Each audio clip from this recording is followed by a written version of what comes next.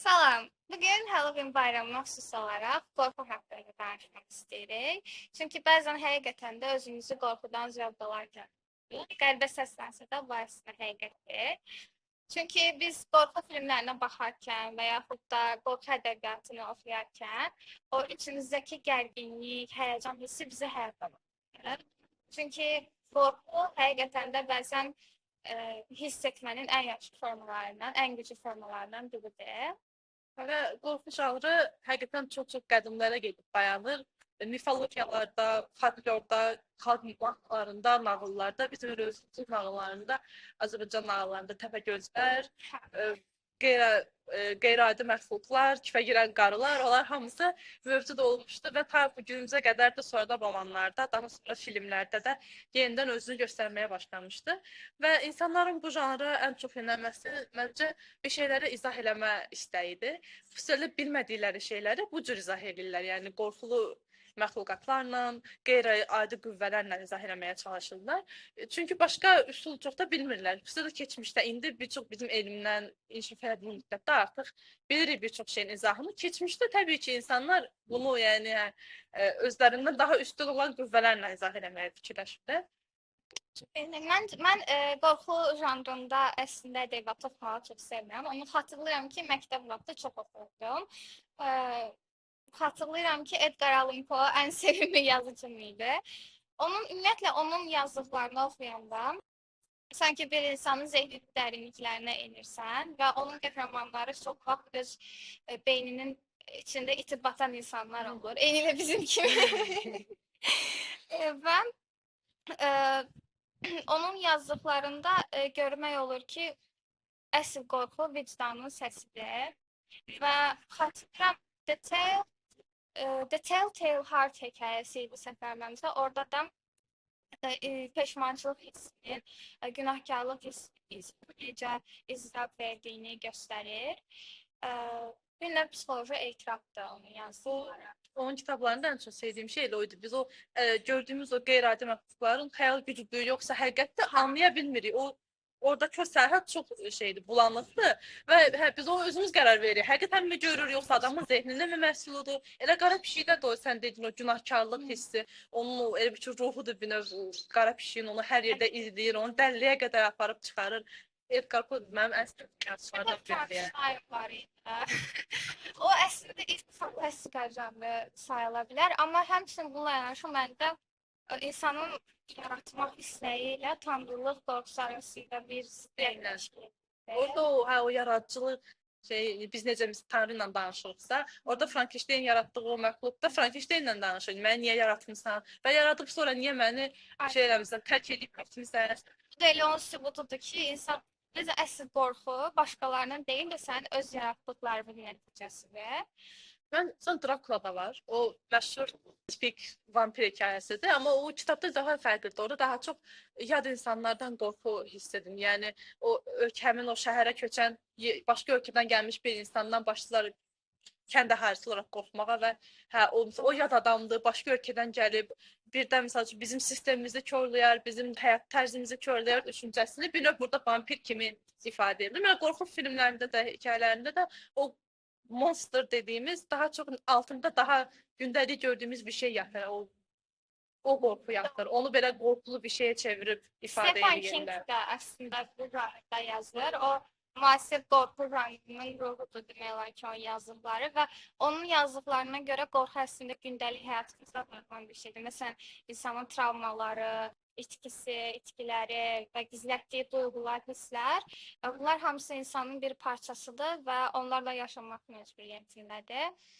Filmlərdə o Shining-ə baxmışam mən. Mən çox qorxu filminə baxa bilmirəm. Yalnız kitab oxumam mən daha rahat hiss etdirir. Çünki onda o qədər qorxuram.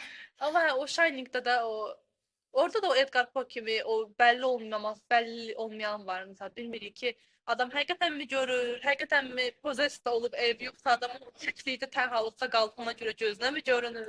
O çox qəşəngdir. Mən çox sevirəm o mövzunu. Biraz fərqli yanaşma ola bilər, amma əslində məktəb vaxtı filmlərdə, hansı ki, o tiplərin heç bir Evet. məna verə bilmədiyim qəribə varlıqlar olan filmlərə. O vaxt mənə maraqlı gəlirdi, amma indi baxsam gülüb keçərəm, heç də qorxulu deyil. Əslində heç uşağın baxması lazım olan filmlər də deyil, o da ayrı bir məsələ. Heç bir məna yoxdur məncə o filmdə. Amma məncə əsl qorxu filmi insanı düşündürən, insanın içindəki o səslərdir. Sənə bu tip dram filmləri sənə suallar verir, bir bax şüuri təsir edir, düşündürür və bu cür suallar verir ki, mən kiməm? Əslində mənim qorxduğum şey nədir və bəlkə də qorxduğum varlıq elə mən özüməm. Bunu çox özümə verirəm əslində bu sualı. Qorxu filmlərində, məncə qorxu filmlərinə baxarkən əslində biz qaranlıq tərəfimizə aid oluruq, onları öyrənirik. Hansı ki, gizlətdiyimiz duyğular, dərinliklərdə qalan travmalar və unudulan ağrılar kimi. Və bəlkə də əslində qorxu filmlərinə baxarkən biz öz zəifliyimizi qəbul etməyi öyrəndik. Çünki qorxu bizə nəzarəti itirdiyimizi xatırladır. Amma bununla yanaşı həmçinin yaşadığını da göstərir. Və mən bir ara qaydalı şəkildə hər gün axşam bir dram filmi izləyirdim bir ara, bir müddət. Hər gün izləmək də əslində insana biraz ziyan verir. Amma baxmaqdan da zövq alırsan, çünki səni düşündürür. Amma və izlədikcə də hamısını əlavə edirəm Letterboxd profilimə, xatırlat. Şeydir, onu bölüşməliyəm. Çok maraqlı neye baxırsan? Amma bilmirəm, məncə mənim profilimi görsən biraz düşüncələri də dəyişir. Düşünün tanırım səni. Yəni heç dəyişdirməz deyə düşünürəm haqqında. Çünki mən sən profilə baxanda orada çox belə soft, insanın komfort hiss etdirəcək filmlər var idi. Bir də onun yanında mənim dark side filmlərim heç bilmirəm. Balans məncə, yəni ikimiz mükəmməl balans.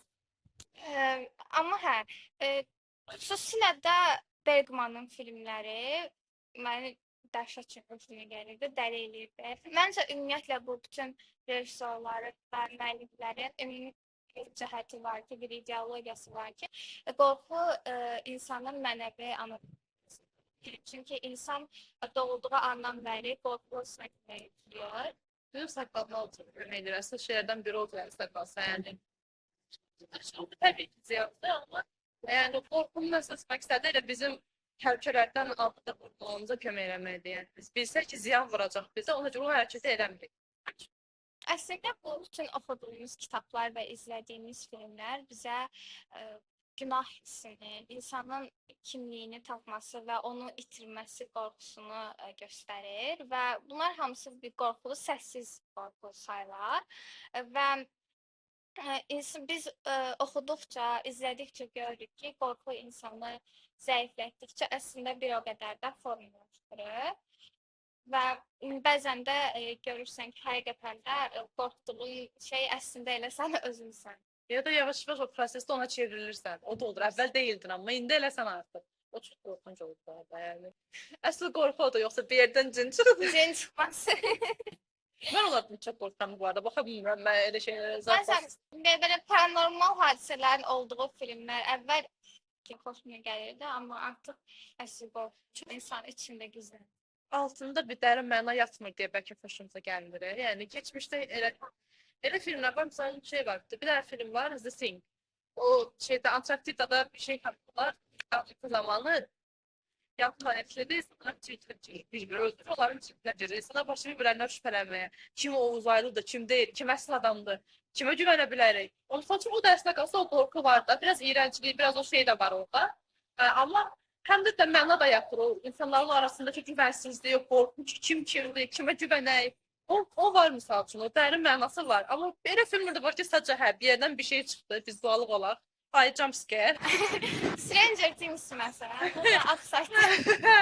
Amma orada yenə biraz bir şeylər var, dostluq, nə bilim, nə falan. Heç olmasa yenə də bir şeylər var orada əslində qalsa. Amma hə, o da, o çox qorxu serialdır sayılır, bilmirəm. Yəni, mən o qədər qorxmamışdım misal üçün ondan.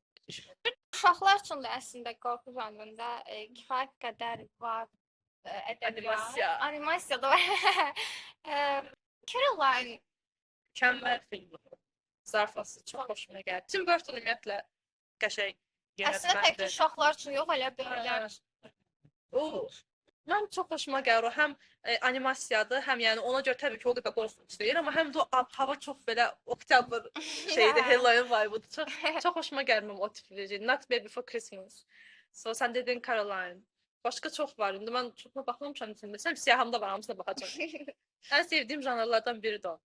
Belə family friendly Halloween filmi. Mükəmməl. Midsommar'a baxmısan? Nə? Midsommar. Yox. Öf, İsveçrədir. Elə bir yerdə keçən aşırı iyrənc qorxu filmidir. Qələt elədim, baxdım zarafatsız. Fikirləşdim ki, hə, şey edəcəm. Bu gün comfort zonamdan çıxacağam, qorxu filminə baxacağam. Elə şeyi də seçmişəm ki, dedim get nə bilim biz belə 70-ci illərdə çəkilmişdi, istəyən daha güvənli hiss etdirən şeylərə bax da. Yəni Jaws'a falan bax. Gedib ona baxdım. Çox iyrənc idi. Zarafatsız belə bilmirəm. Baxaram mən, maraqlı gəldi.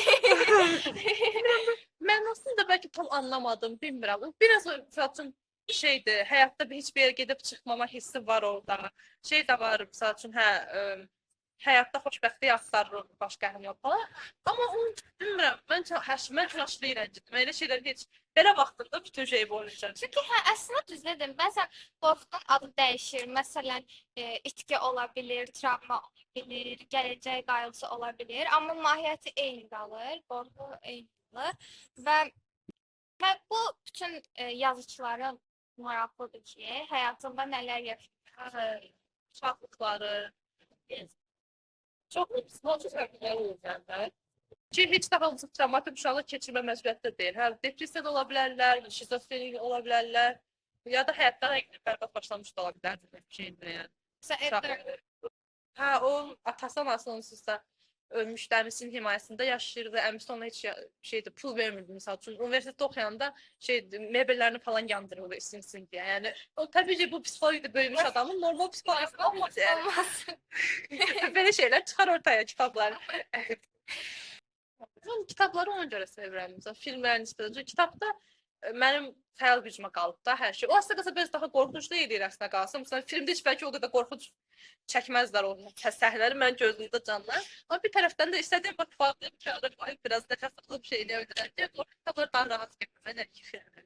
Bəzən də qorxu janrından cəmiyyəti və onun problemlərini tənqid etmək üçün. Məsəl üçün Jaws filmi 70-ci ildə çəkilmiş filmdir və ilk blockbuster hesab edilmişlər. Sırayla o filmə baxacağıq. Bir də Yay dənizdən gələndən sonra baxmaq yığışmışlar və orada məsəl üçün qısa məzmun odur ki, yırtıcı köpək balığı var suda və insanların kütləvi tətil elədiyi bir dövrdür, yaydı və çox gec bağlanır həmin şey. Mayor deyir ki, yox, əşi, boş söhbətdir, sadəcə bir nəfər ölüb, Allah bilir, niyə ölüb, o məsuliyyətsizdir, öz karını güdmə şeyini misal üçün orada tənqid edir. Neçə insanlar öləndən sonra bağlayır və sırf öz uşaqlarını az qala o köpək balığı yeyəndən sonra birdən-birə başa düşür ki, bu şey həqiqətən təhlükəlidir də. Yəni öz başına gəlmədiyi müddətdə heç vecrə deyildi.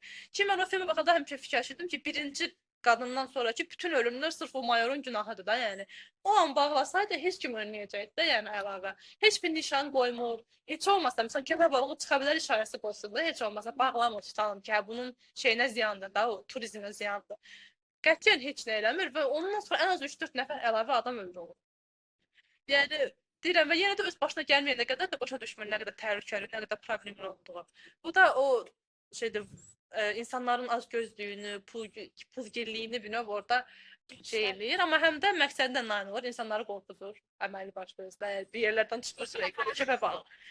Əsas olan mesajlar verərək, hə, o ona görə filmlər mənim halası daha yaxşıdır qorxu filmlərinin, nəinki ki o mənasız sadəcə hə, bir yerdən bir şey çıxsın, insanlar qorxsun. Qan, nə bilim, ya da cin, bilmirsən. Bir də yazırlar ki, real hadisələrə əsaslanır. Kesin deyil, kesinliklə deyil. Onu oraya yazmaqla məni inandıra bilməzsən.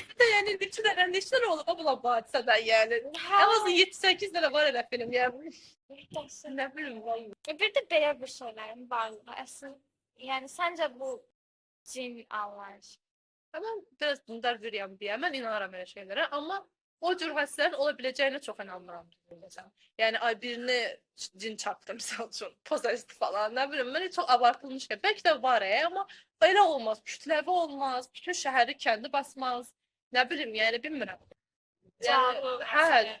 onun varlığına mən təəssüf edirəm. Yəni, nə bilim, insan sonra da elə gücün olacağını mən düşünmürəm.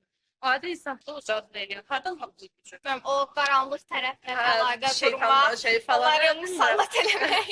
Bilmirəm, biraz abart. Bilmirəm, bəlkə də var, amma Mən bugün bizi çıxacaq. kamerada özü. Və bu çıxdı. Çox abartı insanlar qorxmaq olduğunu düşünürəm. Olub bəlkə də, Bəlkə amma də çox aşağı insan səviyyə. inandığı üçün bu baş verir. Çünki hər şey bilirik ki, beyində Hə. olub bitir.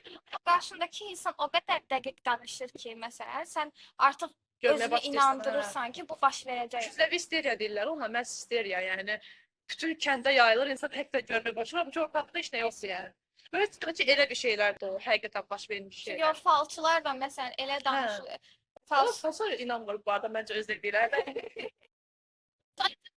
Onların siqnalisi yəni elə danışır ki, məsələn, hər şey insan özünü inandırmaz yapalım. Biz özümüzə nəyisə deyəndə, bəlkə özümüzə inanmırıq, ona görə baş vermir o hadisə. Amma qarşındakı insana o qədər, məsələn, ümid bəsləyirsən, inanırsan ki, artıq o nə desə olacaqmış kimi hiss edirsən və inandığın üçün də bu baş verir. Kainata məsəl yetmək kimi nədir?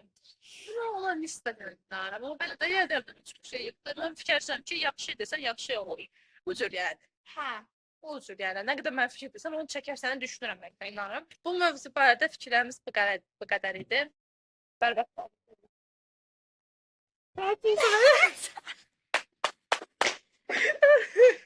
Allah'ım ben kimi seslendirmişim diye senin başına gelmez.